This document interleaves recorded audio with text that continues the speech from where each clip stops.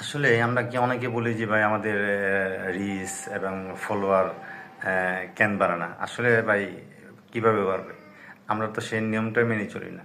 দেখেন আপনি কিন্তু একটা ফটো আসলো বা একটা ভিডিও আসলো, তখন কিন্তু দেখা যায় একটা ভিডিওতে 50টা 60টা বা 100টা কমেন্ট আছে। তাদের উপর আপনি কিভাবে থাকবেন? অবশ্যই তখন আপনার এই কাজটা করতে হবে যে ওই ভিডিওটা আপনি প্লে করে দেখবেন, সম্পূর্ণ প্লে করে দেখতে হবে, সম্পূর্ণ প্লে করে দেখবেন, দেখার পর একটা গঠনমূলক কমেন্ট করবেন এবং দু তিনটা কমেন্টের রিপ্লাই দিবেন।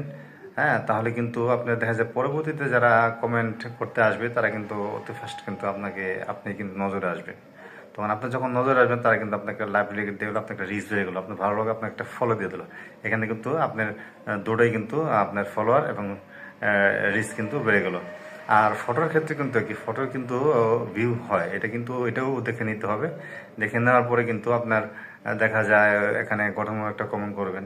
হ্যাঁ, কমেন্ট করার পরে কিন্তু আপনার সবার উপরে থাকবেন, তখন পরবর্তীতে যারা কমেন্ট করতে আসবে তারাও কিন্তু আপনার আপনাকে অতি ফার্স্ট কিন্তু তারা দেখতে পাবে।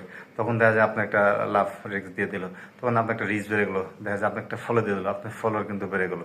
তো এই নিয়মগুলো যদি আমরা অবশ্যই মেনে চলি, তাহলে কিন্তু আমাদের কিন্তু ফলোয়ার কিন্তু জোরের গতিতে অবশ্যই বাড়তে থাকবে।